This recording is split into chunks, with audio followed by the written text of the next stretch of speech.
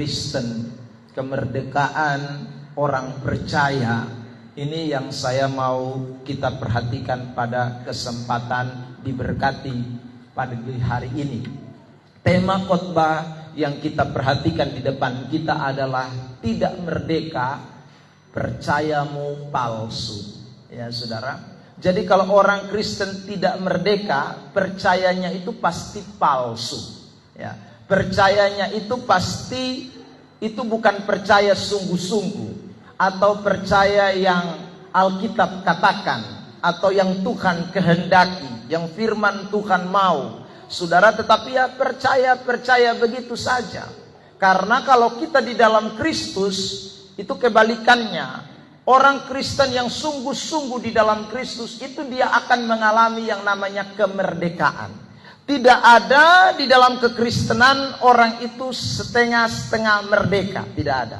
Hanya ada dua pilihan, tidak merdeka atau merdeka.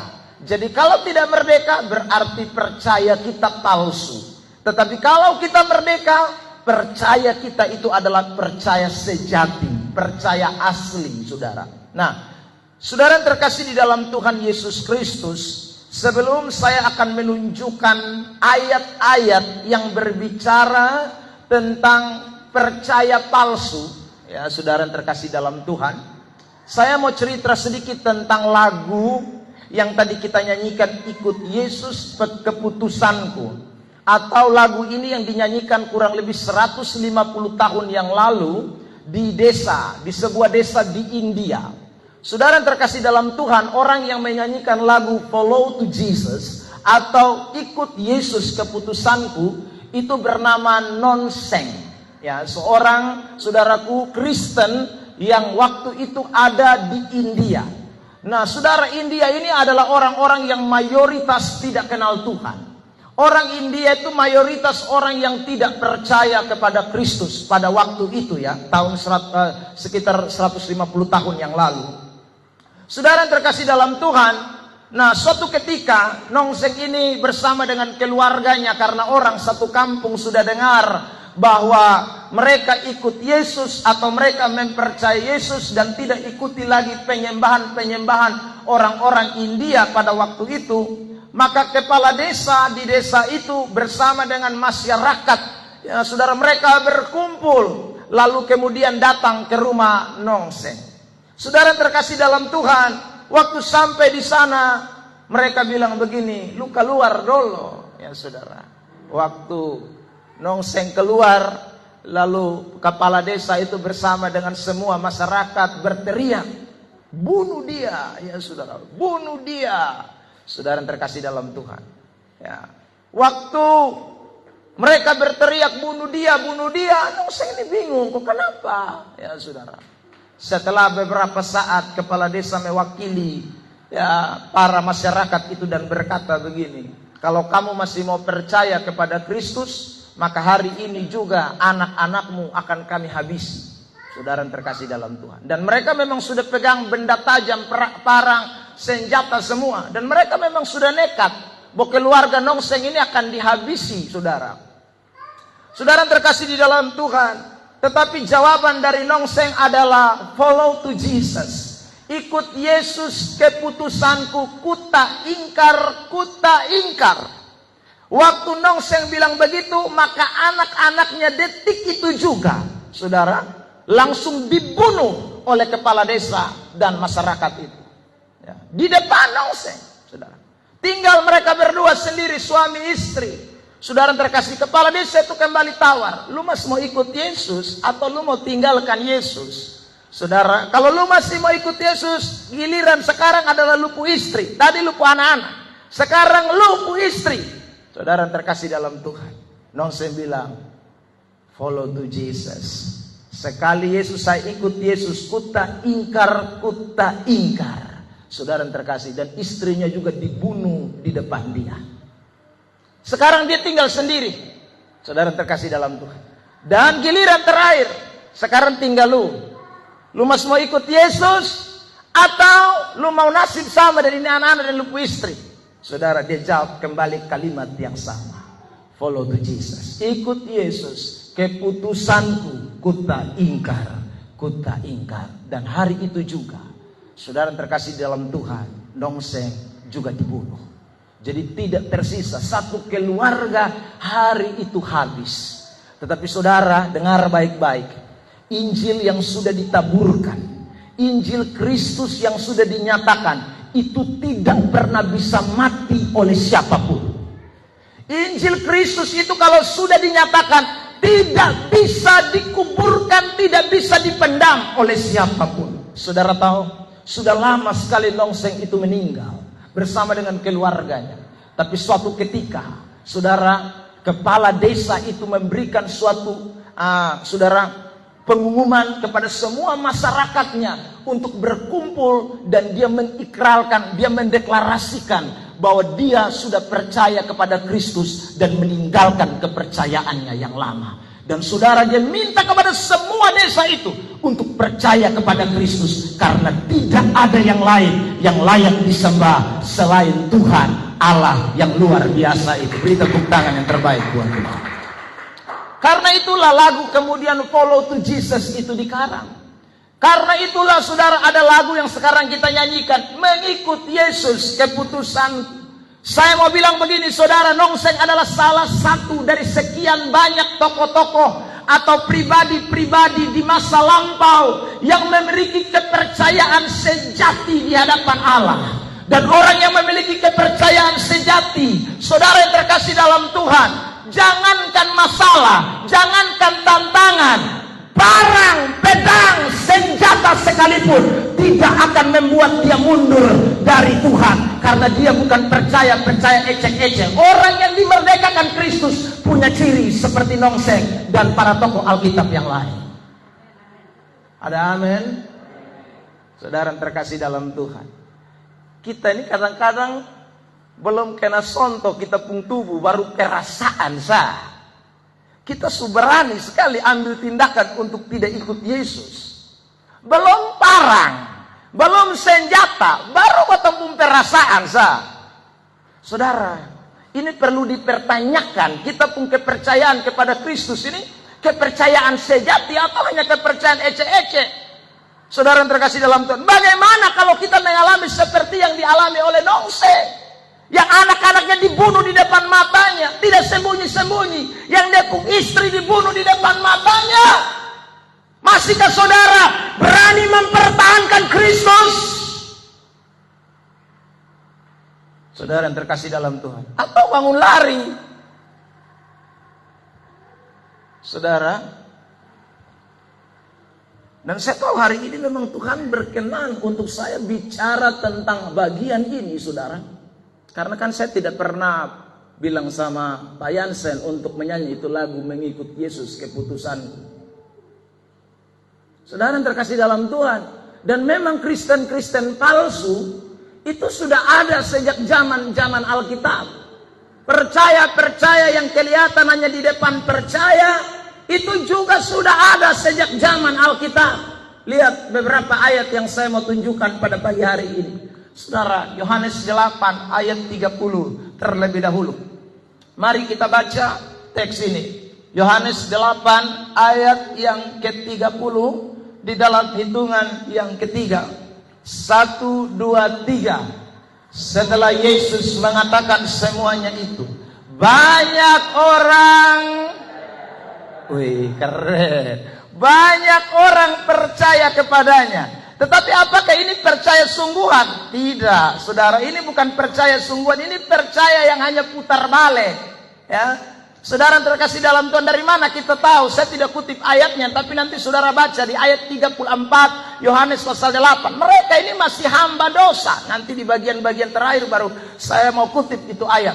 Tetapi saya ingin menyampaikan dulu bahwa percaya yang dikatakan dalam ayat 30 ini bukan percaya sungguh-sungguh. Percaya yang ada di ayat 30 ini bukan percaya yang berkenan kepada Tuhan. Dipakai kata di dalam bahasa Yunaninya episteusan, yang muncul beberapa kali di dalam Alkitab, dan itu menunjuk kepada percaya yang tidak asli. Makanya kata percaya di dalam teks ini yang ditulis dengan kata epistestan itu, ya, saudaraku, itu bukan ditulis dalam bentuk present participle Artinya bukan terus menerus. Orang kalau percaya itu terus menerus. Tidak ada percaya ini hari, lusa berhenti percaya, nanti minggu depan baru percaya lagi, lalu nanti bulan depan tidak percaya, nanti lalu tahun depan percaya. Tidak bisa. Orang yang percaya Kristus itu percayanya present, percayanya terus menerus. Percaya itu tidak ada akhir. Itu percaya sejati. Tapi dalam teks yang tadi kita baca Yohanes 8 itu ditulis tidak bentuk present, hanya pas, hanya satu kali. Itu artinya ini percaya yang bukan Tuhan kehendaki. Ini percaya palsu. Saudara yang terkasih di dalam Tuhan, kenapa dong percaya palsu? Coba tampilkan saja di layar isi worship ayat 33 dari Yohanes 8 ayat 33. Perhatikan teks ini. Yohanes 8 ayat 33. Saudara yang terkasih, saya mau kita lihat itu ayat. Jawab mereka, kami ini keturunan Abraham. Ya saudara. Jadi dia bilang, kok lu bilang kotong belum percaya ini sone sejati. Lu suruh kotong mus merdeka dulu. Kotong ini keturunan Abraham. Dan tidak pernah jadi hamba siapapun. Jadi saudara, mereka tentang Yesus, seolah-olah mereka bilang begini, kami ini bukan baru jadi Kristen, kami bukan baru percaya Yahweh, kami sudah percaya Yahweh dari dulu, kami bapak nih Abraham, saudara. Tapi Yesus tahu bahwa apa yang mereka katakan itu, saudara, membuktikan sebenarnya mereka bukan orang percaya sejati. Mereka masih diperhamba oleh dosa. Lihat 34 Yohanes 8. Saudara yang terkasih dalam Tuhan, Yohanes 8 ayat 34 tampilkan. Kata Yesus kepada mereka, aku berkata kepadamu, sesungguhnya setiap orang yang berbuat dosa adalah hamba dosa. Meskipun kamu keturunan Abraham, tetapi kamu pun percaya itu percaya keturunan. Bukan percaya karena kamu sudah merdeka. Bukan percaya karena kamu telah lepas dari dosa. Ayat 35. Perhatikan Yohanes 8. Dan hamba tidak tetap tinggal dalam rumah, tetapi anak tetap tinggal di dalam rumah. Ayat 37 langsung. Yohanes 8 ayat 37. Ayat 36. Ya salah. Ayat 36. Jadi apabila anak itu memerdekakan kamu, kamu pun benar-benar merdeka. Yesus bilang. Dengan kata lain sekali lagi, percaya mereka itu karena garis keturunan. Percaya mereka itu karena silsilah Abraham. Percaya mereka itu bukan karena mereka mengalami kemerdekaan sejati di dalam Kristus. Percaya mereka hanya percaya keturunan. Dan dengar baik-baik saudara, kita semua yang ada di Nusa Tenggara Timur ini memang lahir, saya selalu katakan, sudah Kristen. Tetapi kalau percayamu hanya karena nenek moyangmu Kristen, saudara, nenek moyang kita pendiri gereja, nenek moyang kita yang bawa api Injil, tapi kita tidak sungguh-sungguh memberi diri kita kepada Kristus, dimerdekakan oleh Kristus, maka percaya kita sama dengan Yohanes 8 ayat yang ke-30 tadi, dan itu percaya palsu. Amin. Saudara yang terkasih dalam Tuhan, percaya palsu itu. Makanya ada orang-orang yang dia tidak sadar bahwa dia belum merdeka sungguh-sungguh. Ya. Saudara, itu kepercayaan begitu tuh bahaya itu. Jadi kita jangan jadi Kristen yang percaya karena garis keturunan. Saya tadi katakan di dalam slide kita kembali bahwa percaya yang seperti ini muncul lagi beberapa kali di dalam beberapa ayat yang ditulis dengan kata episteusan itu, saudara, dan tidak dalam bentuk present, itu muncul lagi dalam beberapa ayat di dalam kitab suci. Mari perhatikan, saya tunjukkan, saudara.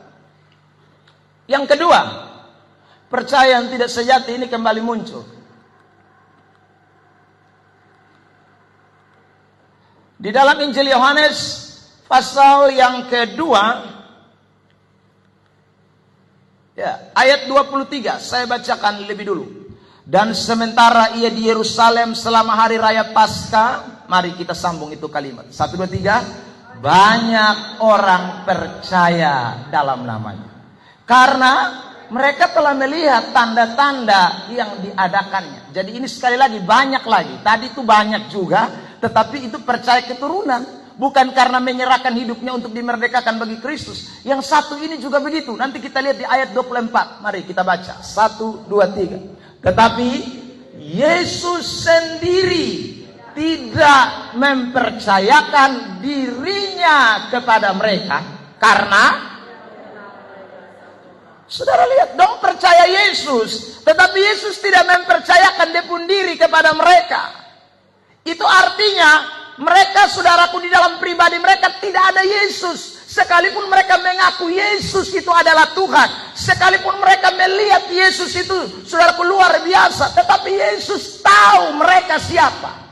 Dan karena itu Yesus tidak mempercayakan diri mereka kepada mereka, dirinya kepada mereka. Saya sebut ini dengan, saudara, cinta bertepuk sebelah tangan. Ya. Yang ini cinta mau mati, yang ini soalnya mau cinta. Saudara, ini yang terjadi dalam kasus ini. Jadi orang percaya banyak kepada Yesus, tapi Yesus tidak mau mempercayakan dirinya kepada mereka. Karena sekali lagi Yesus kenal. Kata kenal itu ditulis dengan kata ginosko di dalam bahasa asli Alkitab, yang artinya kenal sampai isi dalam. Kenal bukan hanya di luar, kenal bukan hanya karena lihat muka, tapi kenal sampai isi dalam. Tuhan kita itu Tuhan yang bukan hanya tahu, saudara, dari luar, tapi Tuhan kita itu Tuhan yang tahu sampai kedalaman hati kita. Dan tidak ada satu orang pun yang bisa tipu Tuhan. Manusia, saudara dan saya, bisa tipu, tapi Tuhan tidak bisa. Kalau saudara dan saya tidak tipu Tuhan, dia masuk tinggal di dalam diri kita. Tapi kalau kita tipu dia, dia tahu kita pengisi dalam, dia tidak mau beri dirinya kepada saudara dan saya. Ada amin. Saudara yang terkasih dalam Tuhan, kita datang gereja ini kita bisa baku tipu satu dan yang lain, tapi kau bisa tipu Tuhan Allah. Saudara yang terkasih dalam Tuhan, karena Tuhan ini lihat waktu ini kan telanjang semua. Alkitab bilang kan dalam kitab Ibrani, saudara, di mata Tuhan waktu ini telanjang semua. Nah kalau dia lihat lu, dia kenal sampai isi dalam, sana berkenan, dia sana mau masuk tinggal di dalam tempuh hidup. Saudara yang terkasih di dalam Tuhan, makanya kan kita tahu kisah tentang Daud. Bagaimana Daud dipilih Tuhan. Tuhan bilang bukan Betalia yang di luar, tapi dia lihat hati. Manusia lihat luar, Tuhan lihat hati. Karena Tuhan mau masuk tinggal di dalam pribadi orang. Tuhan mau mempercayakan dirinya kepada kita. Dia tidak hanya mau sekedar ada di luar, saudara. Dia mau masuk tinggal di dalam hidup kita. Ayat yang suka saya baca, Wahyu pasal 3 ayat 20, mengatakan, aku berdiri di muka pintu, mengetok-ngetok. Adakah orang yang mendengarkan suaraku dan membukakan pintu bagi aku? Aku akan masuk dan tinggal untuk makan bersama-sama dengan dia. Tuhan itu mau masuk di dalam tempuh hidup. Makanya saudara yang terkasih dalam Tuhan, ingat baik-baik, Tuhan mesti ada dalam tempuh hidup. Ya. Sebab kalau Tuhan senada dalam tempuh hidup, tempuh percaya itu percaya yang tidak sejati. Karena sekali lagi, saya bilang tadi, kita yang cinta Tuhan kelihatannya, tetapi sebenarnya Tuhan tahu apa isi hati kita, sehingga dia tidak mau mengasihi kita, dia tidak memberi hidupnya kepada kita. Karena memang kita tidak dimerdekakan. Saudara yang terkasih dalam Tuhan, lihat lagi ayat ini, Yohanes 7 ayat 31. Tetapi di antara orang banyak itu, banyak lagi yang 1, 2, 3. Banyak yang apa? Ayat itu bilang percaya lagi. Saudara bayangkan, Yohanes pasal 2 percaya banyak, Yohanes 8 banyak, Yohanes 7 banyak, tapi semuanya itu tetap tidak percaya sejati. Kenapa? Mari perhatikan kalimat ini. Banyak yang percaya kepadanya dan mereka berkata, apabila Kristus datang. Kok ini yang percaya ini percaya siapa? Kok yang di muka ini Kristus, tapi mereka masih mengharap apabila Kristus datang, mungkinkah ia, Kristus, akan mengadakan lebih banyak mujizat daripada yang diadakan oleh dia, Yesus itu. Jadi Yesus ada di dalam muka ini. Dong bilang kami percaya Yesus, tapi dalam otak dong masih tunggu lagi ada satu pribadi yang lain yang namanya Kristus. Padahal yang Kristus ini ada di dalam muka. Saudara yang terkasih dalam Tuhan, dong bilang sama Yesus, Jangan sampai yang datang kemudian Kristus itu yang kita tunggu-tunggu tuh, dia akan bikin mujizat lebih banyak dari Yesus. Ini pernyataan yang membuktikan bahwa sebenarnya mereka tidak akui Yesus itu adalah Kristus. Yesus itu bukan Mesias. Mereka masih tunggu Mesias yang lain yang akan datang. Saudara yang terkasih dalam Tuhan. Jadi mereka mau mujizatnya Yesus. Mereka mau saudara tanda-tanda heran yang Yesus buat. Tetapi Yesus sebagai Kristus mereka tidak mau terima. Sorry sah. Karena kami masih tunggu. Masih ada Kristus yang lain. Saudara. Kami masih tunggu. Sekarang kau yang datang ini kami tidak anggap kau Kristus. Dan pernyataan ini bukan hanya sekarang. Sampai hari ini orang Yahudi masih tunggu Mesias. Orang Yahudi masih tunggu Mesias. Saudara. Karena itu agama Kristen itu di Yahudi bukan agama yang paling besar. Bukan. Agama Kristen itu agama justru minoritas di Yahudi, di Israel. Mayoritas apa? Yahudi itu agama Yahudi dan Katolik, saudara. Kristen itu justru kelompok kecil. Makanya kadang-kadang kita ini orang Kristen ini bela-bela Israel, kita tidak tahu. Padahal di Israel sana orang Kristen itu minim. Mereka tidak percaya Yesus sudah datang. Saudara. Sampai ini hari ini. Makanya dong suka pilih tembok ratapan. Meratap. Ada tembok ratapan di Israel. Meratap terus mereka.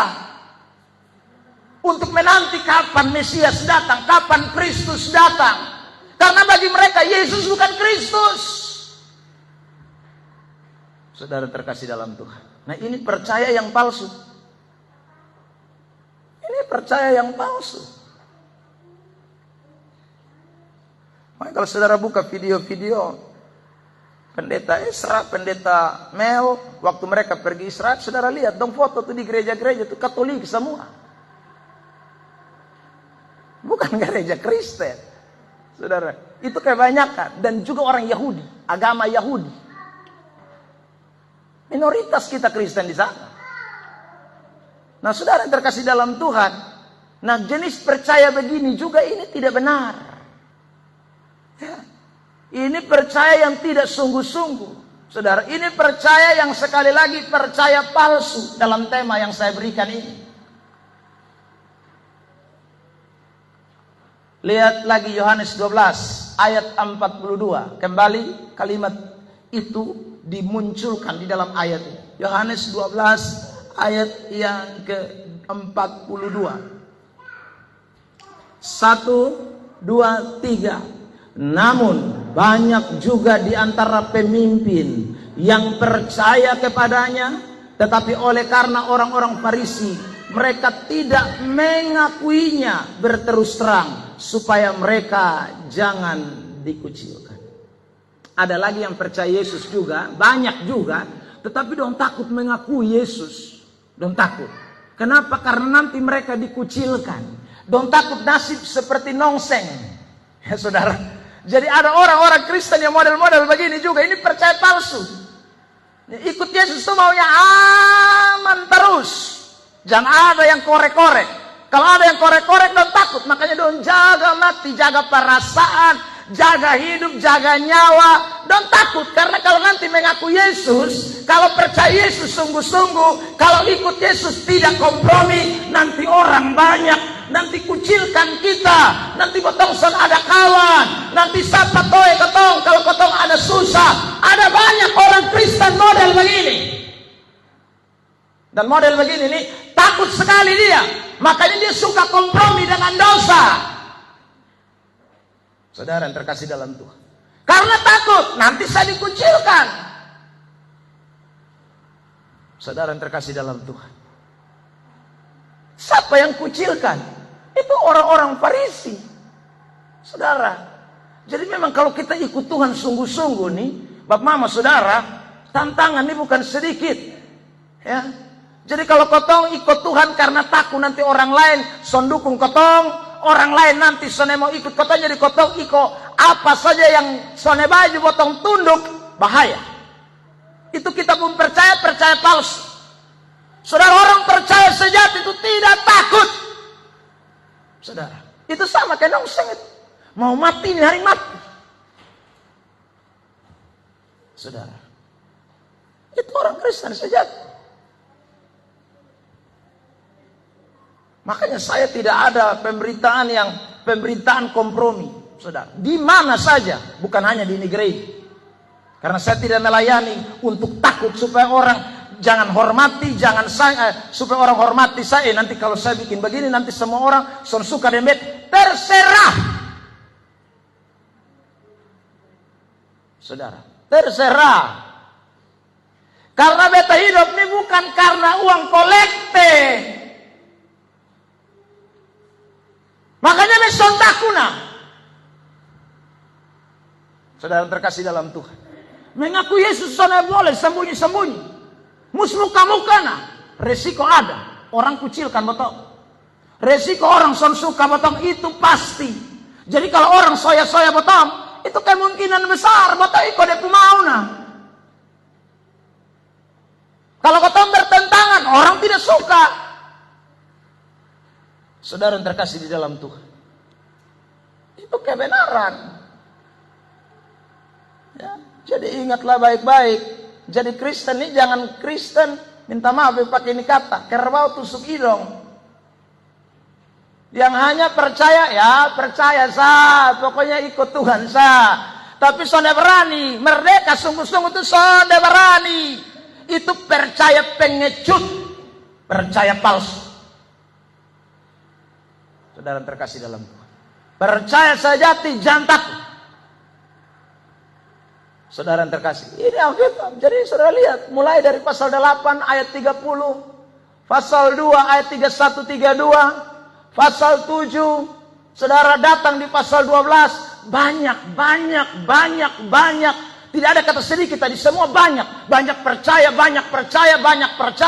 Tapi sekali lagi, percaya mereka cuman percaya past tense, bukan percaya present, bukan percaya terus menerus. Mereka punya percaya itu hanya sesaat. Karena ada Yesus di muka, potong percaya. Karena ada hal baik, potong percaya. Karena ada mujizat, potong percaya. Karena kalau orang dukung kita percaya. Itu percaya yang tidak dimerdekakan. Orang Kristen tidak boleh memiliki model percaya seperti ini. Kita harus memberi ciri percaya yang sesuai dengan kebenaran Alkitab. Apapun yang terjadi, follow to Jesus. Ikut Yesus. Percaya Yesus bukan karena mujizat. Percaya Yesus bukan karena dia ada bikin baik dengan kita. Percaya Yesus karena dimerdekakan, tidak diperhamba oleh dosa. Itu percaya yang sejati. Beri tepuk tangan yang terbaik buat Tuhan Yesus Kristus. Percaya seperti ini belum mengalami kemerdekaan. Yang seperti tadi yang saya sebut itu. Ya saudara, karena Yesus dan Roh Kudus tidak ada dalam hidup mereka. Kalau kamu tidak mengakui Yesus, bagaimana Yesus ada? Kitab Roma pasal 10 mengatakan, kalau kamu mengakui aku, maka aku mengakui kamu. Kamu tidak akui aku, bagaimana? Berarti Yesus tidak ada dalam hidup kita.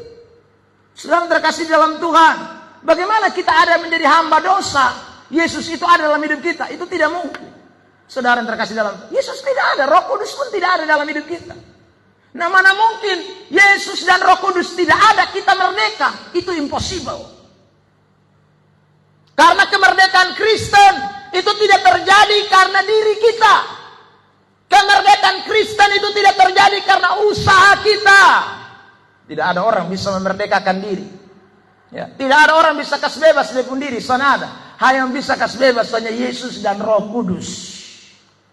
Saudara lihat ini ayat Yohanes 8:31.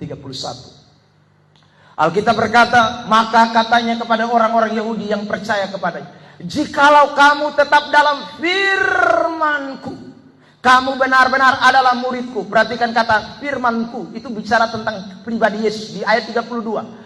Dan kamu akan mengetahui kebenaran, dan kebenaran itu akan memerdekakan kamu. Ayat 36. Jadi apabila anak itu yang dimaksud tadi firman di ayat yang ke-31 dan ayat 33 tadi, 32 tadi. Jadi kalau anak kebenaran itu, firman itu memerdekakan kamu, kamu pun benar-benar merdeka. Tapi saya ulang, bagaimana itu anak bisa ada dalam botong hidup kalau botong percaya? soalnya percaya sejati. Bagaimana itu anak itu bisa, kebenaran itu bisa ada dalam ketumpung hidup? Kalau kita percaya model Yohanes 12, model Yohanes 7, model Yohanes 8, model Yohanes 2, tidak bisa. Saudara terkasih dalam Tuhan, hanya kalau kita percaya sejati, maka anak itu akan memerdekakan kita. Itu kata firman Allah. Dan tidak ada seorang pun yang kalau anak itu memerdekakan dia tidak benar-benar merdeka. Pasti benar-benar merdeka. Saudara, lihat lagi Galatia 5 ayat 1. Supaya kita sungguh-sungguh merdeka. Siapa yang merdekakan kita? Sambung kalimat itu 1, 2, 3. Kristus telah memerdekakan kita. Jadi tanpa Kristus kita tidak bisa merdeka. Saudara, kita butuh Kristus. Kita butuh Yesus. Kita butuh firman yang memerdekakan kita. Lihat lagi 2 Korintus 3 ayat 17. 1, 2, 3. Sebab Tuhan adalah roh, dan di mana ada roh Allah, di situ ada apa? Kemerdekaan. Di mana ada Roh Kudus, di situ ada kemerdekaan. Pertanyaannya, Roh Kudus itu di mana? Saudara, Roh Kudus itu diam di dalam kita.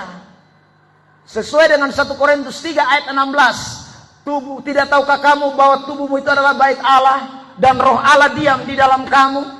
Saudara, jadi di mana ada roh? Itu artinya di dalam diri kita. Kalau ada Roh Kudus, ada kemerdekaan. Tidak ada Roh Kudus, tidak ada kemerdekaan.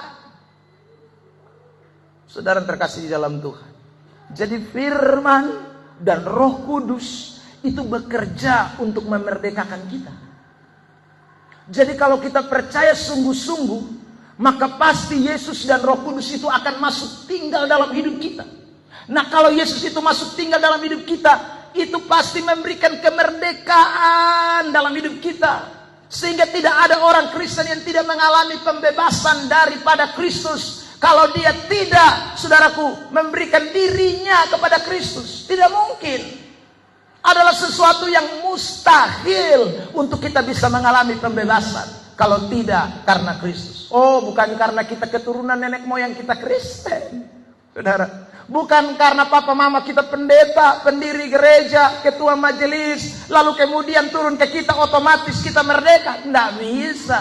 Itu nanti kita lihat Yohanes tadi itu pasal 8 yang bilang, kami pun bapak mama keturunan Abraham, siapa yang jadi hamba kami?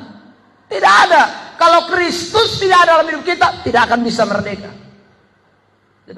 Bukan karena kita mengalami banyak mujizat-mujizat, ya, sehingga kita kemudian dimerdekakan, bukan. Tetapi waktu Tuhan mempercayakan diri kita kepada dirinya dalam diri kita. Kalau Yesus tidak percayakan dia pun diri dalam kita pun diri, biar kita alami banyak mujizat, kita tidak akan pernah, saudaraku, mengalami kemerdekaan. Itu Yohanes 2 tadi 31, 32. Mereka alami banyak mujizat, nikmati mujizat. Ada kesembuhan, ada, saudaraku, apalagi roti berubah air berubah menjadi anggur. Ada. Mereka alami, mereka minum. Tapi mereka tidak alami Yesus di dalam diri mereka. Maukah saudara menjadi orang Kristen yang cuma alami mujizat, tapi Yesus tidak masuk tinggal dalam hidup saudara? Saya tidak mau. Lebih baik saya tidak alami mujizat, tapi Yesus ada dalam hidup saya. Daripada saya alami mujizat, tapi Yesus tidak mau kasih dia pun diri dalam hidup saya. Wah, itu berat, saudara. Karena tidak mungkin orang bisa merdeka tanpa Yesus. Kita tidak bisa mengalami kemerdekaan tanpa Kristus dan Roh Kudus diam di dalam hidup kita. Kemerdekaan bukan kerja kita, saya katakan. Ya, ini kesimpulan bagian ini. Tetapi kerja Yesus, firman dan Roh Kudus dalam pribadi kita. Ada amin? Saya ulangi lagi. Kemerdekaan bukan kerja kita, ya. Tetapi itu kerja Yesus, kerja firman dan Roh Kudus dalam pribadi kita. Jadi kalau tidak ada Yesus, tidak ada firman, tidak ada Roh Kudus, sampai kapanpun kita tidak bisa merdeka. Yang bisa merdekakan kita hanya oknum itu, firman dan Roh Kudus. Makanya orang kalau buka hati tiap hari untuk Roh Kudus, tiap hari buka hati untuk firman, tiap hari buka hati untuk Roh Kudus, tiap hari buka hati untuk firman, Tidak ada satu ikatan pun yang bisa mengikat saudara dan saya. Beri tepuk tangan terbaik buat Tuhan Yesus Kristus. Tapi kalau hatimu kancing rapat, firman datang tolak, ya, saya selalu bilang jangan bikin firman tuh kayak kaca spion. Ya, saudara, firman itu bukan kaca spion, cermin. Itu Alkitab bilang, Yakobus bilang cermin. Ciri-ciri orang yang bilang firman itu kaca spion, waktu pemberitaan terjadi, dia bilang begini, bukan beta, itu lu. Itu kaca spion. Saudara, kalau kata lihat itu firman itu sebagai cermin, ini beta. Ini beta, Tuhan sedang bicara untuk beta, bukan bicara untuk orang lain. Saudara terkasih dalam Tuhan. Nah, itu firman itu, kita mesti buka hati untuk itu kebenaran. Nah, saudara, kalau kita tidak buka hati untuk firman, biar kita tua di gereja, beta omong ini. Biar kita tua di GSJA.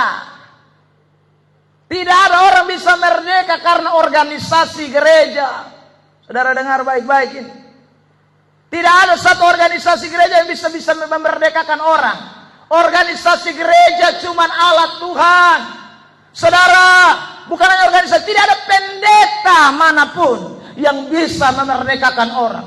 Pendeta cuma alat Tuhan. Saudara yang terkasih dalam, yang bisa merdeka apa?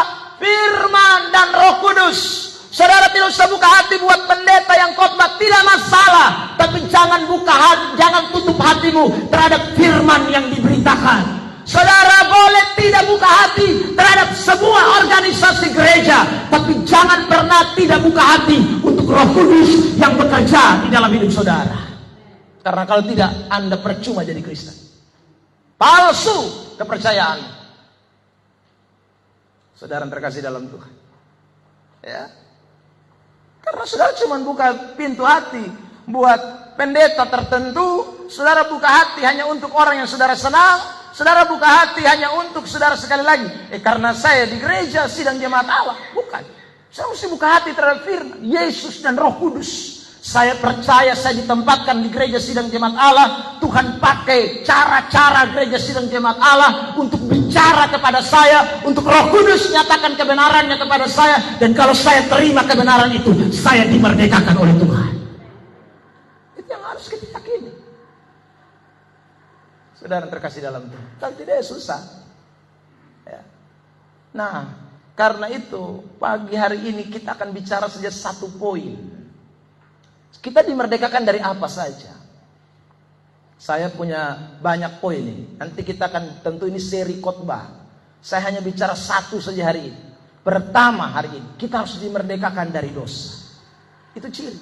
Jadi kalau Yesus dan Roh Kudus ada dalam kita pun hidup, kita dimerdekakan dari dosa. Orang pikir begini, kalau Yesus masuk itu yang nanti beta gematar. Itu manifestasi. Saudara. Kalau Yesus ada dalam saya pun diri itu yang saya terbanting. Itu manifestasi.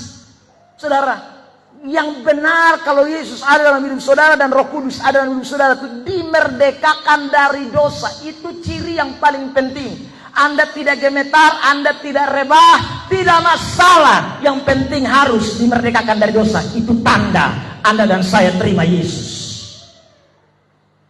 Ya, saudara terkasih dalam Tuhan. Ada orang setiap kali altar jatuh, tapi dosa tidak tahu keluar. Hai, itu siapa yang masuk itu? Ya saudara. Orang tuh kalau rasa Yesus semua, itu baru saudara merdeka dong, dimerdekakan dong. Saudara, karena Yesus sudah ada di dalam ini hidup. Cirinya, tandanya kita dimerdekakan dari dosa. Lihat ini teks. Yohanes 8 ayat 34. Kata Yesus kepada mereka, Aku berkata kepadamu, sesungguhnya setiap orang yang berbuat dosa adalah hamba dosa. Kata berbuat di sana ditulis dalam bentuk present participle. Artinya tiap hari terus menerus, tidak berhenti buat dosa terus. Saudara terkasih dalam Tuhan, itu dia hamba dosa. Kalau disebut hamba dosa, berarti dia diikat oleh dosa. Dia diperbudak oleh dosa. Dosa menguasai dia. Dia belum dimerdekakan. Bahasa lain. Saudara, jadi percayanya satu kali, ya, buat dosanya tiap kali. Nah, itu ciri orang yang belum terima Yesus. Saudara terkasih dalam Tuhan. Percayanya itu, saudaraku, hanya karena lihat mujizat, tetapi saudara terkasih dalam Tuhan bikin dosanya tidak tahu berhenti. Itu saudara yang diberkati oleh Tuhan. Orang yang sekali lagi belum mengalami yang namanya kemerdekaan. 8:36. Tadi naik baca ulang lagi. Jadi apabila anak itu memerdekakan kamu, kamu pun benar-benar merdeka. Jadi saya ulang, tidak ada Yesus kerja setengah-setengah. Ya. Saudara, jadi kalau orang masih present, terus menerus bikin dosa, itu tandanya dia belum mengalami kemerdekaan dari dosa. Dia belum. Dosa masih mati dia. Saudara, kenapa dosa masih mati dia? Karena Yesus dia belum beri kesempatan untuk masuk dalam depu hidup. Ya. Meskipun tadi saya sudah katakan, dia pun percaya itu antara yang tadi saya sebutkan. Yohanes pasal 8. Kalau Yohanes 8 tidak, Yohanes 2. Kalau Yohanes 2 tidak, Yohanes 7. Kalau Yohanes 7 tidak, Yohanes 12. Ini ada 4 kemungkinan. Makanya Yesus belum masuk. Yesus belum tinggal. Roh Kudus belum masuk. Saudara, karena percayanya ini ada di 4 ayat ini. Saudara, percayanya masih terbolak-balik di sini, belum terima Tuhan, belum. Saudara terkasih dalam Tuhan, belum. Itu bahaya itu. Ya, kita tidak akan dimerdekakan dari dosa. Saudara terkasih dalam Tuhan. Tiap saat, tiap hari, tiap waktu ada terus diam di dalam dosa. Itu ciri. Saya mau jabarkan lebih rinci lagi. Saudara terkasih dalam Tuhan. Ya. Kalau bilang dosa saja, berbuat dosa saja kayaknya terlalu luas dan lebar. Ya. Saya rincikan satu persatu. Ya. Saudara terkasih dalam Tuhan. Ciri hamba dosa.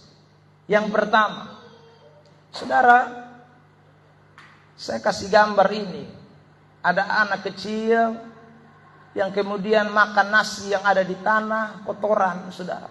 Tapi dia merasa nikmat. Dia tidak rasa jijik. Dia tidak rasa kotor. Ya. Ciri hamba dosa itu begitu. Saudara. Ciri hamba dosa itu dia menikmati, menyerahkan hidupnya kepada kecemaran. Padahal cemar itu artinya kotor. Cemar itu artinya najis. Cemar itu artinya tidak baik, saudara. Tetapi dia nikmati itu ciri hamba dosa. Saudara. Jadi orang kalau bikin dosa, saudara terkasih dalam Tuhan, dia nikmati dosa, itu tanda orang masih diperhamba oleh dosa. Saudara, saya selalu bilang, kita tidak ada yang sempurna. Tetapi kalau ada, kita menikmati dosa. Rasa dosa itu tidak najis, tidak cemar, tidak kotor, tapi enak. Sama seperti ini anak yang makan nasi jatuh di tanah, maka itu hamba dosa. Saudara terkasih dalam Tuhan, itu hamba dosa. Ya.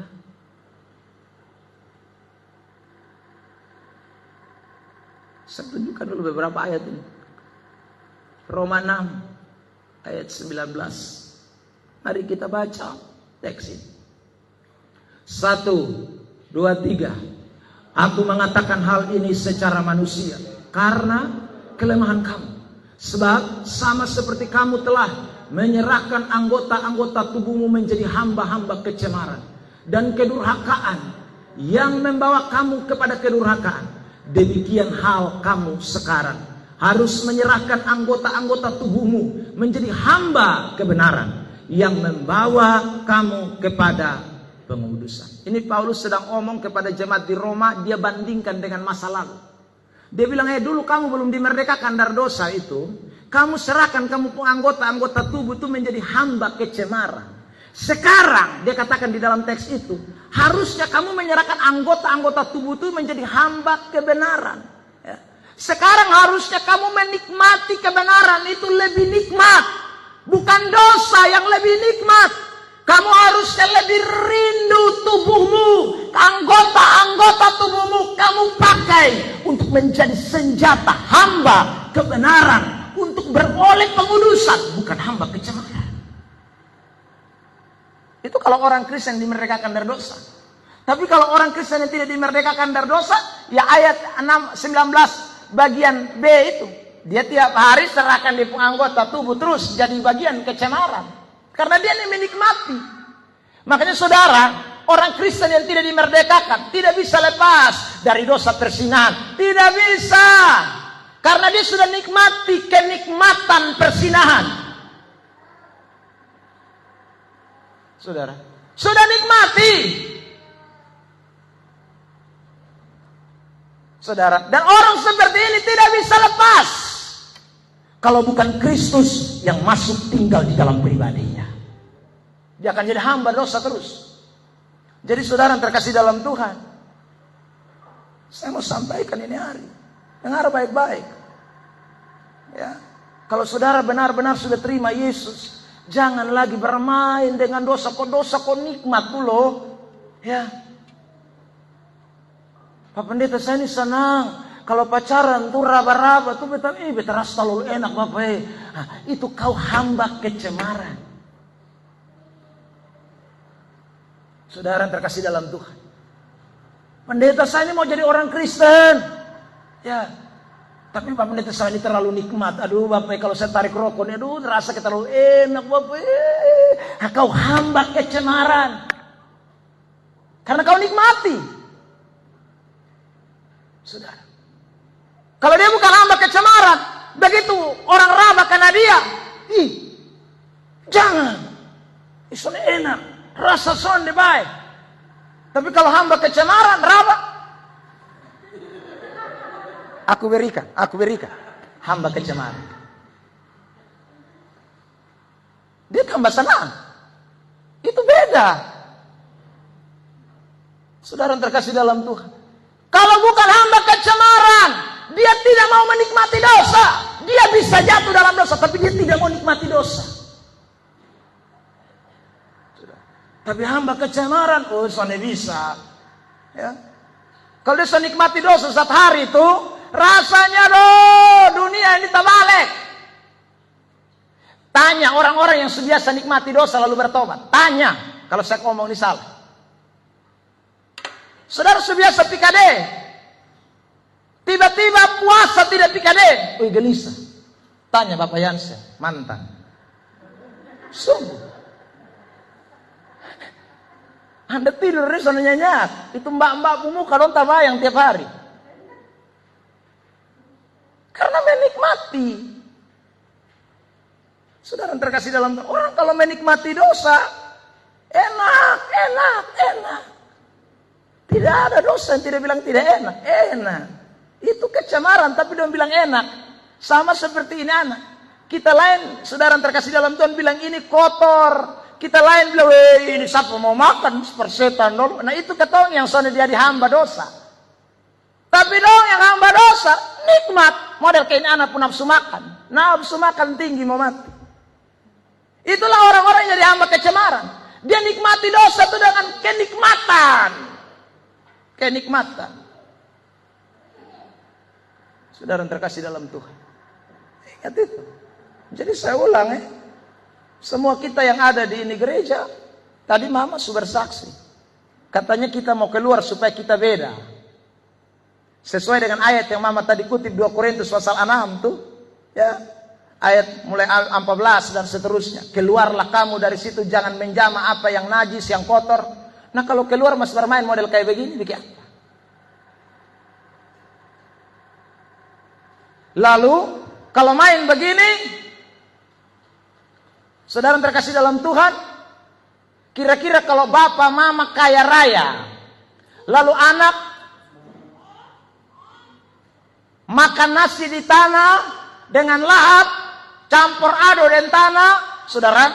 Lalu kita bapak dan mama yang punya uang, punya segala makanan yang enak, datang lihat kita lalu bilang begini, anak, bapak senang lu nafsu makan, ini terlalu bagus.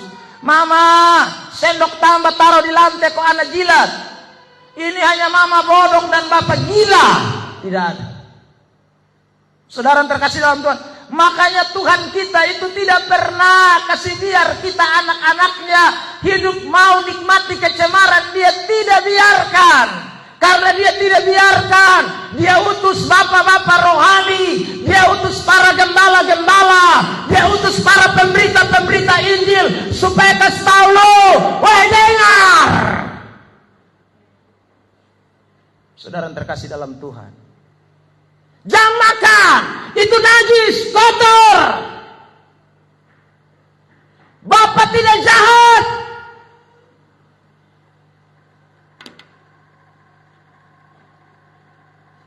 Itu saudara yang terkasih dalam Tuhan. Hanya bapak mengong saja, saya ulang tadi. Lihat anak dong sarba biru, ini bapak main ketawa. Bapak lanjut. Itu vitamin. Hai, bapak banyak akan omong, pukul bahkan mungkin. Bukan hanya pukul, mangkali kalau beta besepak nah. Saudara, ini kotor. Lu akan sakit perut, lu akan diare, lu akan mencret. Hidup rohani kita juga begitu. Kalau kita nikmati dosa, kita nikmati ketidakbaikan, kita nikmati hidup cemar, Anda akan mencret. Rohanimu mencret nanti. Sekarang ini belum. Dosa itu selalu bekerja nanti. Saudara yang terkasih dalam Tuhan. Ya. Makanya jangan sampai kita nyaman sekali dengan hidup yang begitu, saudara. Jangan. Kita ini sudah jadi orang percaya. Jangan lagi mau nikmati dosa kecemaran itu, jangan. Saudara. Kita mesti ambil keputusan.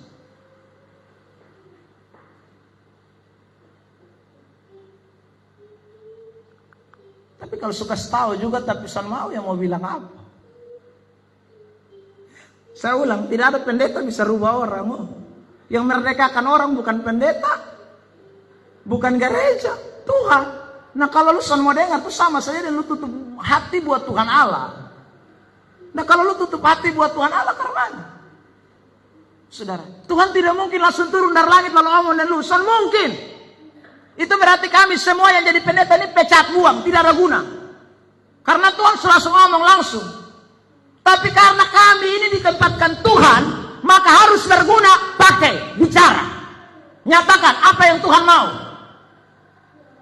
Saudara terkasih dalam Tuhan. Tuhan tidak bisa omong langsung. Ada orang-orang kadang-kadang otaknya kurang bermain. Saudaraku yang terkasih dalam Tuhan. Tuhan ini sedang pakai alat-alatnya. Ya, saudara, Alkitab memang sudah ada. Tapi Alkitab itu tidak bisa Anda baca sendiri lalu mengerti sendiri. Itu Alkitab sendiri yang ngomong. Efesus pasal 4 ayat 11. Saya sudah baca ini ayat juga ulang-ulang. Allah yang memberikan rasul, nabi, penginjil. Sitri tampil itu ayat. Saudara lihat ini ayat. Saudara yang terkasih dalam Tuhan. Efesus pasal 4. Ya. Efesus pasal 4. Jadi saudara, kita penggereja satu juga begitu.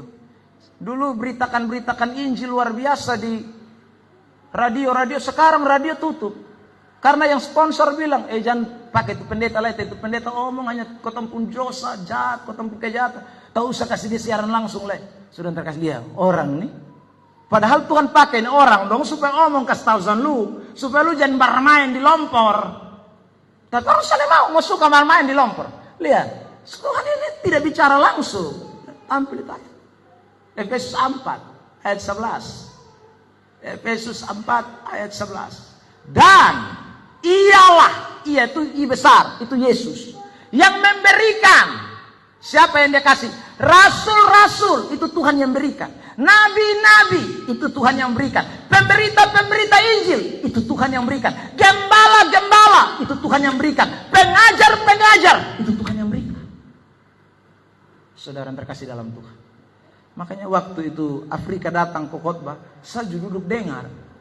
Saudara, kenapa? Oh, dia ini rasul yang Tuhan pakai. Bahasa sekarang rap, penginjil misionaris yang Tuhan pakai untuk kasih tahu kita, untuk bicara tentang kebenaran buat kita. Saudara, maka saya pun duduk dengar. Perhatikan apa yang dia sampaikan, karena Tuhan yang kirim dia. Dia tidak datang sendiri-sendiri. Saudara yang terkasih dalam Tuhan, hanya lewat sumber alat yang Tuhan pakai, persekutuan doa sikumana. Tapi yang kirim itu bab tua di atas. Saudara yang terkasih dalam Tuhan, ya, jadi ingat, jangan mimpi bilang, nanti biar Tuhan turun dari langit baru omong beta sah. Tidak ada. Tuhan tuh pakai itu semua untuk menyatakan kepada kita bapak-bapak rohani kita. Saudara yang terkasih dalam Tuhan, makanya para hamba-hamba Tuhan itu saudara panggil meskipun masih muda. Saudara yang suka panggil Pak, Bapak, ya kenapa? Karena dia punya jabatan sebagai gembala, itu bapak rohani, orang tua rohani kita. Orang tua rohani itu punya fungsi. Fungsinya apa? Fungsinya itu salah satunya Tuhan pakai untuk menyatakan kebenaran, menyatakan kesalahan, memperbaiki kelakuan lewat firman Allah yang diberitakan, lewat kebenaran yang disampaikan buat kita. Bahasa kerennya sekarang orang panggil papen, bagem, ya saudara, magem, ipen, ya saudara. Tapi kadang-kadang dong aplikasi beda.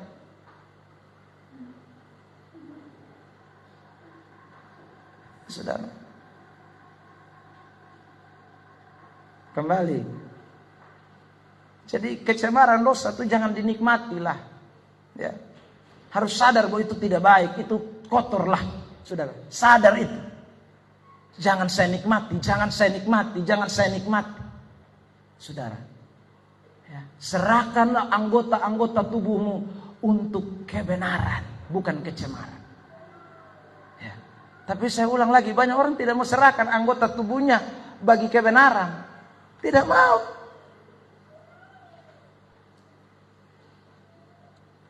Untuk menyerahkan anggota tubuh bagi kebenaran itu kita mesti doma, kita mesti paksa.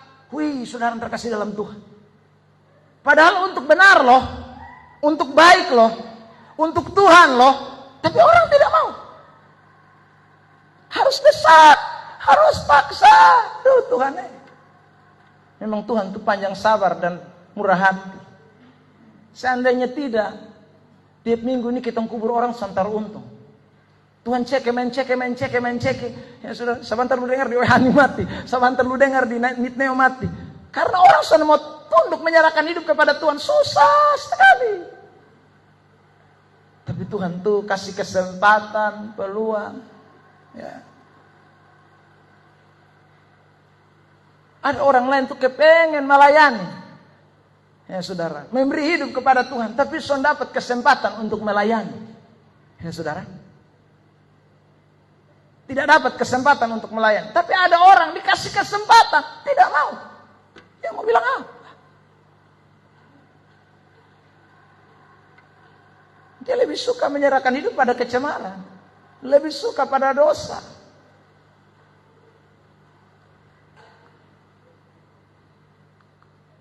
Yang kedua, ciri orang yang masih hamba dosa. Satu, dia nikmati dosa ya. Kecemaran dia nikmati. Kotor dia nikmati. Yang kedua ini, ada firman, ada tangan yang terbuka, satu mengarah ke itu orang, satu tolak. Nah, ini ciri hamba dosa. Ciri hamba dosa itu yang kedua adalah tidak mau terikat dengan firman. Dia mau, ya saudara. Dia tidak suka terikat dengan kebenaran, dia tidak suka. Dia akan tolak. Lihat, saya tunjukkan ini ayat buat kita sekalian. Roma 6 ayat 20. Perhatikan sama-sama kita baca. 1, 2, 3.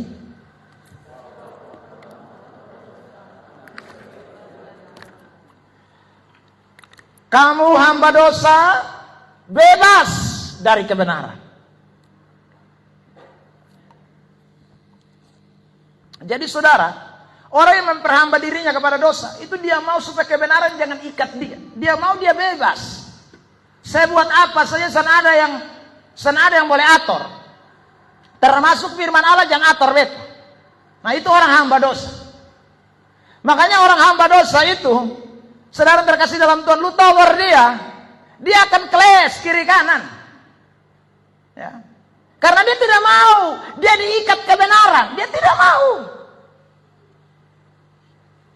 Jangan rokok lagi, lupa uang. Nah itu dia menjawab. Nanti karmana lu mati sedu, lu yang mati, kok beta yang mati.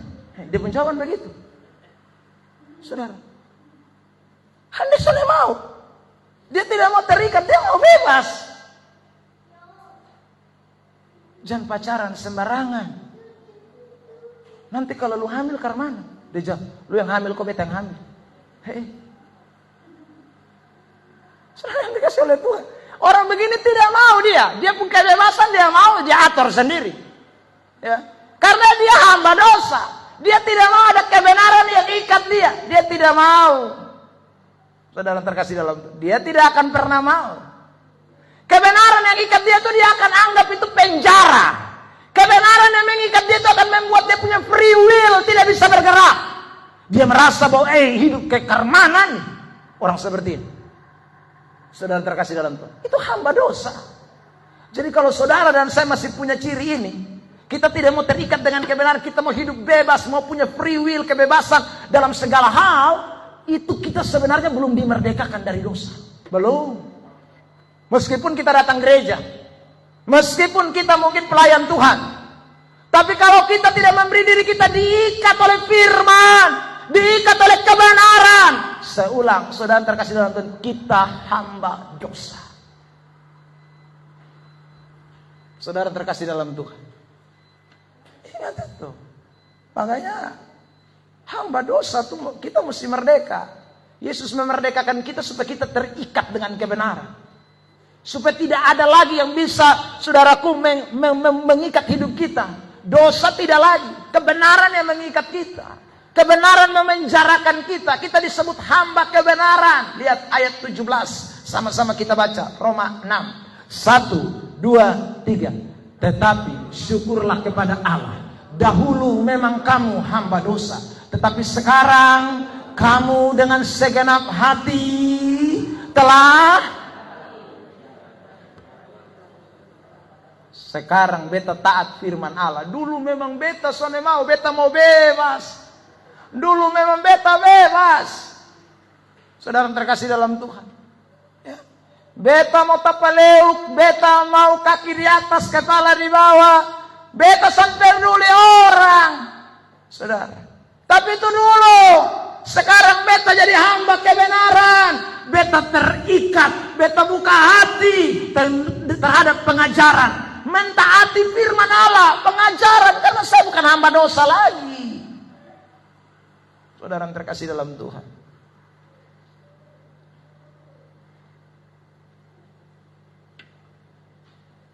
ya, itu penting itu. Jadi kalau kita taat pengajaran firman Tuhan, saudara, hidup kita ini sebenarnya merdeka. Tapi karena kita tidak mau saja, kita mau bebas. Saya ulang lagi, kita mau tidak ada yang atur kita, termasuk Tuhan jangan atur kita pu hidup. Ya. Termasuk Tuhan jangan atur kita pu hidup. Nah kalau Tuhan saja Anda larang untuk atur Anda pu hidup, apalagi manusia, apalagi orang yang tidak punya jasa terhadap saudara. Saudara terkasih dalam Tuhan, toh Tuhan yang kasih nafas, Tuhan yang kasih berkat, Tuhan yang kasih semua saja, atur lulusan yang mau nih, ajar, kasih kebenaran, sana mau, apalah yang lain.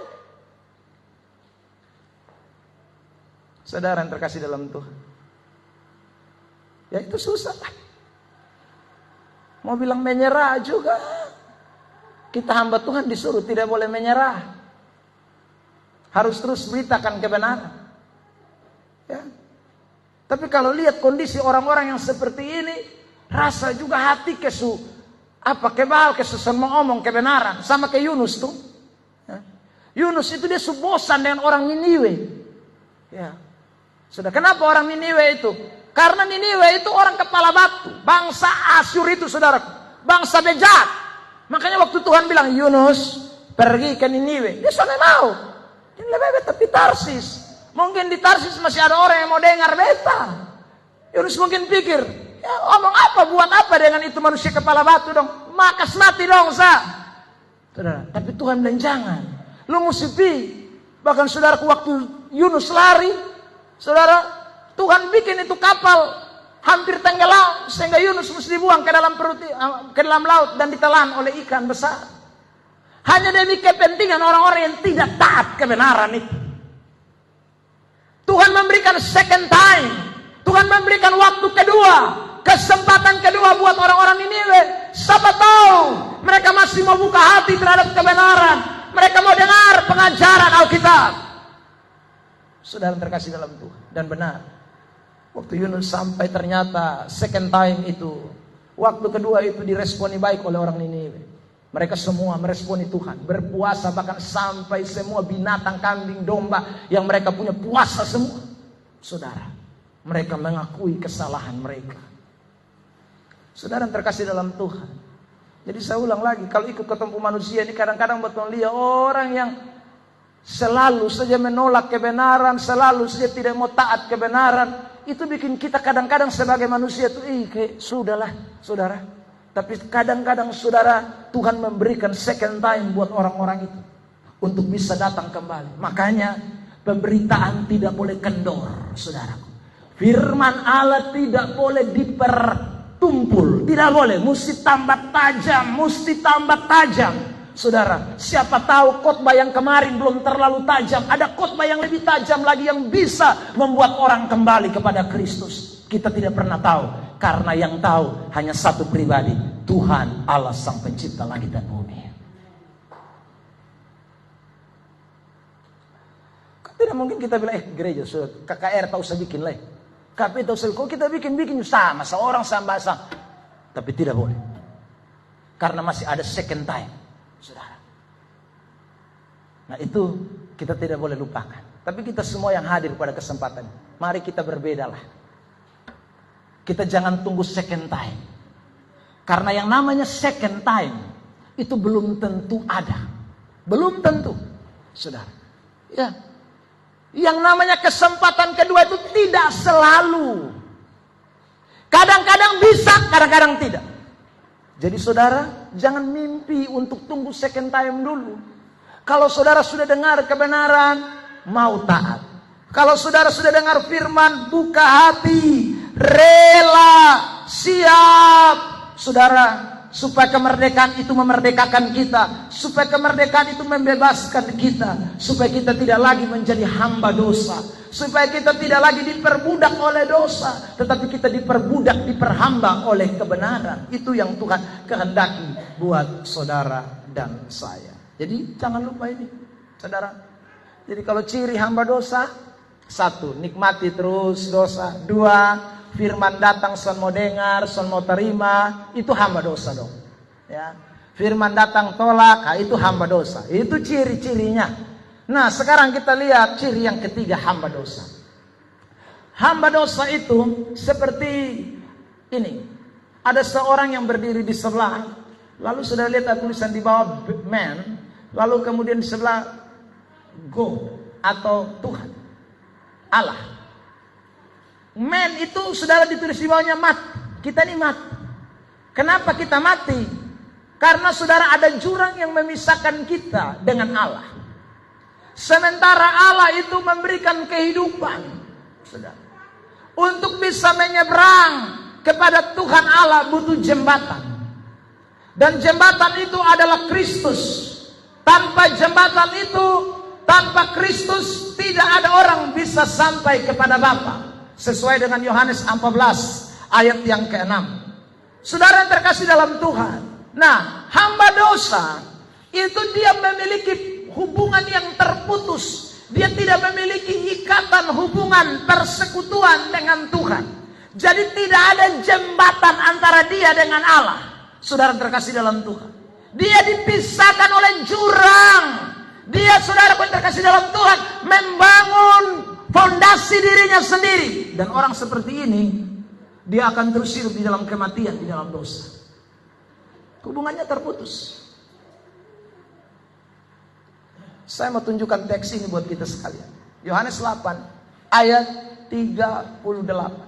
Kata Yesus kepada mereka, aku berkata kepadamu, sesungguhnya setiap orang yang berbuat dosa adalah hamba dosa. Next. Hamba dosa itu bagaimana? Ayat 35. Dan hamba tidak tetap tinggal dalam rumah, tetapi anak tetap tinggal dalam rumah.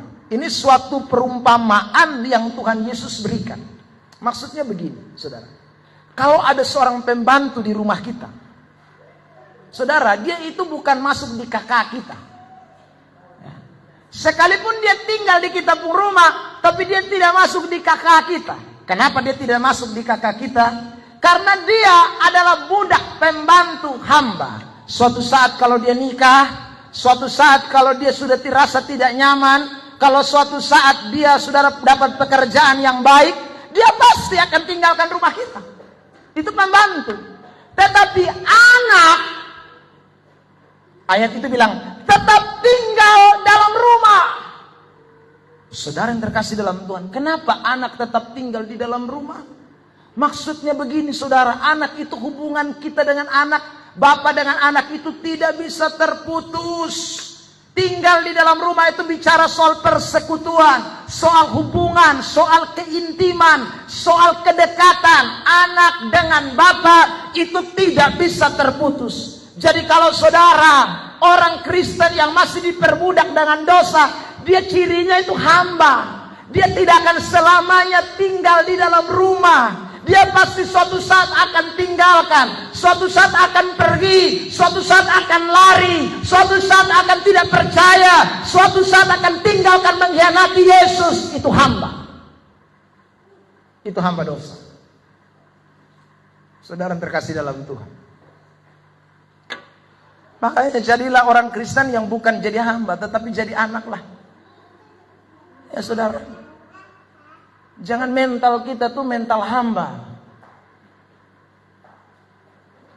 Kalau anak, saya bicara keras sekalipun, saudara, pukul sekalipun, kalau saudara juga punya anak seperti itu, saudara terkasih dalam Tuhan, kalau dia anak, dia tidak mungkin. Lalu saudara bilang, saya dengan bapak punya hubungan terputus karena dia terlalu jahat. Ya saudara, tidak mungkin. Ya, hubungan bapak dengan anak tidak bisa terputus oleh apapun, kecuali hamba, kecuali budak. Orang Kristen, anak-anak Tuhan, jangan kita seperti yang gambar tadi saya kutip ini. Hubungan kita dengan Tuhan itu harus begitu intim, begitu dekat. Ya saudara, kalau kita tidak dekat dengan Tuhan, ya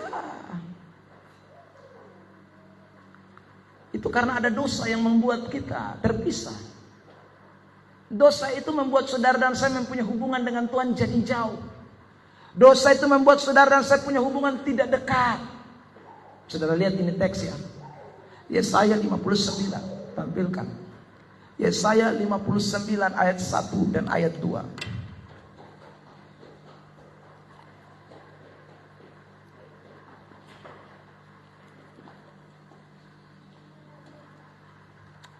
Yesaya 59 ayat 1 ayat 2. Sesungguhnya tangan Tuhan tidak kurang panjang untuk menyelamatkan, dan pendengarannya tidak kurang tajam untuk mendengar. Itu berarti dia dekat sekali. Makanya tangannya tidak kurang panjang diilustrasikan dengan bahasa metamorfosis di sini. Ya saudara, antromorfosis ya. Dia mengatakan telinganya tidak kurang tajam, itu berarti dia dekat. Sehingga kita omong saja dia dengar, dia sanggup untuk mendengarkan kita. Itu maksud dari bahasa ini. Tetapi ayat 2, perhatikan. 59 ayat 2. Yesaya. Tetapi yang merupakan pemisah, jurang antara kamu dan Allahmu ialah segala kejahatanmu, dan yang membuat dia, Tuhan, menyembunyikan diri terhadap kamu sehingga ia tidak mendengar ialah segala dosa. Satu ayat lagi, Yakobus pasal 4 ayat yang ke-6 mulai. Yakobus 4 ayat 6. Ayat 8. Yakobus 4 ayat 8. Mendekatlah kepada Allah dan ia akan mendekat kepadamu. Tahirkanlah tanganmu, hai kamu orang-orang berdosa, dan sucikanlah hatimu, hai kamu yang mendua hati. Mendekatlah kepada Allah, ya. Tuhan itu mau kita dekat dengan Dia, tapi dosa bikin kita jauh. Tuhan itu mau kita dekat dengan Dia, tapi dosa bikin kita terpisah. Kejahatan bikin kita terpisah. Makanya ciri yang ketiga, orang kalau masih terikat dengan dosa, dosa akan tarik dia terus. Dia mau dekat Tuhan, mah dosa tarik. Dia mau dekat Tuhan, dosa tarik. Dia dekat Tuhan, dosa tarik. Saudara terkasih dalam Tuhan, dosa akan terus palang, pisahkan. Tidak bisa. Karena itu saudara, bagaimana supaya ini dosa yang tarik kita ini hilang? Kita mau merdeka sendiri, kita mau lepaskan sendiri? Tidak bisa. Kita butuh Yesus Kristus. Kita butuh Roh Kudus. Makanya saudara terkasih dalam Tuhan, kita hanya bisa, Tuhan tolong saya. Tuhan, ini saya orang berdosa. Datang, lepaskan, bebaskan saya. Makanya ayat ini mengatakan, mendekatlah kepada Allah. Maksudnya, seru kepada Tuhan. Buka hati untuk Tuhan.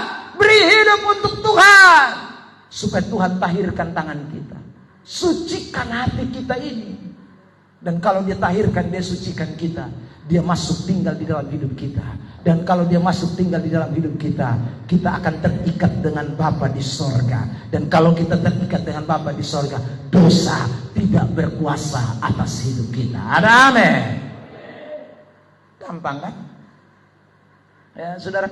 Tapi kalau kita tidak mau, ya kita terus jadi hamba dosa. Semakin jauh. Semakin jauh. Semakin jauh. Jauh, jauh darimu. Itu sudah nanti tambah jauh terus. Jauh terus. Terus jauh dari Tuhan.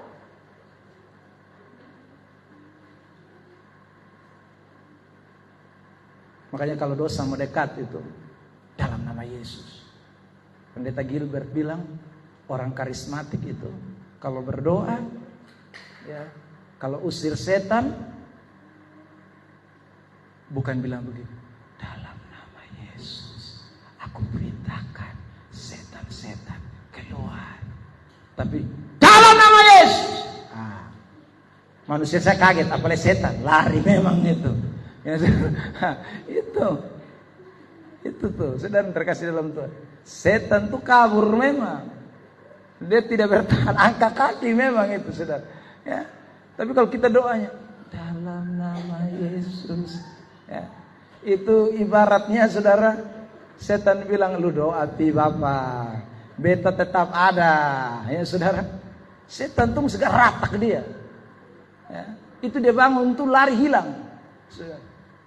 Dia tidak akan kembali lagi itu dosa, ya. Jadi orang Kristen ingat baik-baik. Setan lari, kita jangan lari. Ada amin? Nah, kalau setan lari, kita juga lari. Berarti kita dan setan sama-sama. Nah, sama-sama lari. Yang saudara terkasih dalam Tuhan. Nah karena itu ingatlah baik-baik. Alkitab bicara kepada kita, jangan jauh dari Tuhan. Tambah hari, buka hati. Tambah hari, buka hati. Kalau kita buka hati, dosa tidak berkuasa. Karena setiap kita buka hati, kita akan berkata, dalam nama Yesus, dalam nama Yesus, dalam nama Yesus, Juru Selamatku. Dosa, aku perintahkan dalam nama Yesus. Aku perintahkan dalam nama Yesus. Tunduk, ya saudara. Kemenangan, kemerdekaan menjadi bagian hidup kita. Ada amin? Jadi jangan cuma usir setan suangi saja. Ada orang pintar usir setan suangi, tapi tidak pintar usir dosa di dalam dirinya. Ya sudah. Itu dosa itu kan pekerjaan setan juga. Mesti usir. Dalam nama Yesus, aku perintahkan roh yang suka marah-marah, dalam nama Yesus keluar. Begitu saudara. Supaya itu lari setan-setan itu. Saudara. Ya. Sama kayak waktu Afrika kemarin. Saya lihat separuh yang itu karena kaget mendadak. Kan Bapak diam-diam, tuh Bapak diam. In the name of Jesus. Dong kaget, selalu hampir tabanting. Jadi separuh itu tabanting bukan urapan, tapi tabanting karena kaget. Setan lari kabur. Tapi saudara luar biasa loh. Saya dapat kesaksian, ya. Padahal saya dengar, saya panjang khotbah, saya teliti sekali. Kalau orang khotbah itu saya teliti dengar, siapapun. Saudara. Ya, saya dengar tuh bab tua bab tua bahkan saya omong mangkali mam tua yang omong. Entah dia terjemahkan dari bab tua karena beta juga bahasa Inggris ini kan parah-parah banget. Ya, ya jadi beta cuma dengar satu kali mam tua omong bilang yang makan siri itu hanya satu kali sah. Itu pas mau altar call. Tapi ada orang yang saudaraku pulang dari ini tempat, beta dengar kesaksian. Dia langsung bilang dia sudah mau makan siri lagi. Loh, satu kali dengar loh. Masuk di negeri satu kali. Baru satu kali dengar. Bukan berkali-kali. Satu kali dengar. Mam tua bilang waktu tumpang tangan di beta tuh. Berasa apa yang keluar dari betaku. Ya sudah, itu setan yang lari keluar. Ya, dosa yang ikat itu dosa besar lepas. Kalau sudah terkasih dalam Tuhan, terupanya itu kebenaran tuh saya cuma amin. Kebenaran tuh memerdekakan orang. Nah. Kalau orang sungguh-sungguh mau dengar firman, buka hati, itu dimerdekakan. Pasti. Sudah. Tidak ada satu kebenaran yang tidak bisa memerdekakan orang. Ya. Itu kebenaran hanya satu kata saja. Tapi kuasanya luar biasa loh.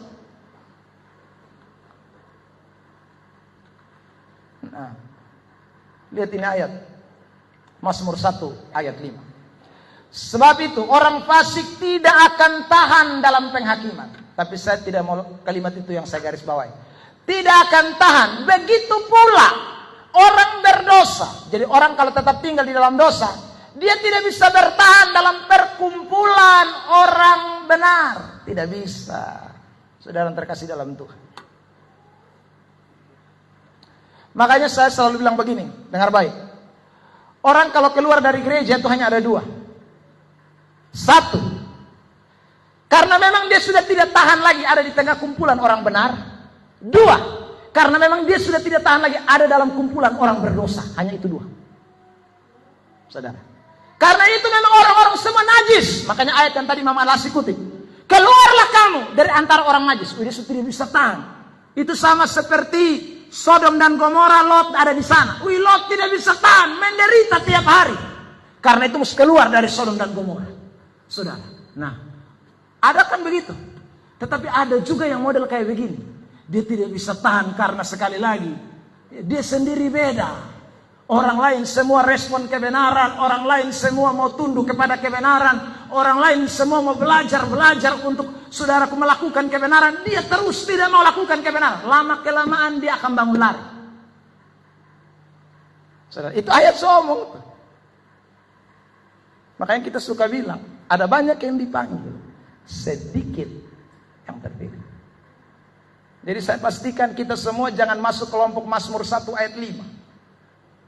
Saudara, dan saya berani katakan, kalau memang di dalam satu tempat, satu gereja, di sana sudah tidak ada lagi kebenaran, jangan bertahan. Untuk apa kita di tengah-tengah orang yang tidak mau hidup dalam kebenaran? Dalam arti mayoritas, bukan oknum loh. Kalau oknum tidak bisa. Mayoritas. Mulai dari dia pun pendeta, majelis, semua hidup tidak benar. Hidup dalam dosa. Kita tetap ada di situ. Itu kita memang bodoh betul-betul. Saudara terkasih dalam Tuhan. Tapi kalau di situ ada kebenaran, di situ ada roh Allah, di situ ada karya Tuhan, ada pengajaran, ada firman, ada saudaraku orang-orang yang mau belajar taat terhadap kebenaran meskipun tidak sempurna. Tapi Anda bangun lari. Ingat baik Amsal 14 ayat 12. Ada banyak jalan yang disangka orang lurus, tapi ujung menuju mana? Maut. Itu bahaya loh. Ya saudara, bahaya. Makanya jangan pakai sangka-sangka. Tanya Tuhan baik-baik. Kalau saudara tidak tanya Tuhan baik-baik, nanti bertempung hidup salah jalan, sesat potong di tengah-tengah hidup ini. Saudara terkasih dalam Tuhan. Terakhir, ciri hamba dosa. Ciri hamba dosa yang keempat adalah suka bujuk-bujuk. Nah, orang kalau diperbudak oleh dosa tuh dia tidak mau sendiri bikin dosa, dia mau ajak-ajak. Nah, saudara terkasih dalam Tuhan. Suka membujuk orang lain untuk bikin dosa. Ya saudara. Jadi kumpulan orang yang saudaraku hamba dosa, itu dia tidak pernah mau tenang.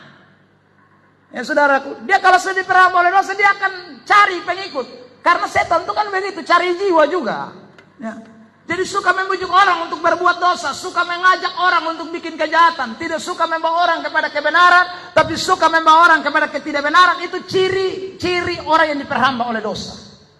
Perhatikan teks ini, Amsal 1 ayat 10, ayat terakhir buat kita. Di bawah saya sudah tulis kalimat bersama. Ya. Saudara terkasih, kita bacain ayat terakhir, Amsal 1 ayat 10. 1, 2, 3. Hai anakku, jikalau orang berdosa hendak membujuk engkau, janganlah engkau. Nah. Jadi saudara harus tahu orang berdosa itu sukanya bujuk-bujuk. Ya. Bujuk-bujuk, hasut-hasut. Nah itu orang berdosa. Kalau hasut untuk kebenaran baik, ini hasut untuk ketidakbenaran. Saudara terkasih dalam Tuhan, jangan ikut arus. Kita ini mesti punya pendirian, kita mesti punya pemahaman yang baik, saudara, sehingga kita bisa betul-betul mengalami kemerdekaan di dalam Tuhan. Orang yang benar-benar mau dimerdekakan oleh Tuhan, itu dia tidak gampang dipengaruhi bahasa-bahasa bujukan itu seringkali datang. Kita lihat toh kisah Delila dan Simpson. Saudara lihat, Delila itu kan bujuk. Ya. Dia tidak mau berdosa sendiri, dia ajak Simpson juga untuk berdosa. Saudara terkasih dalam Tuhan, lihat kisah istri Potifar.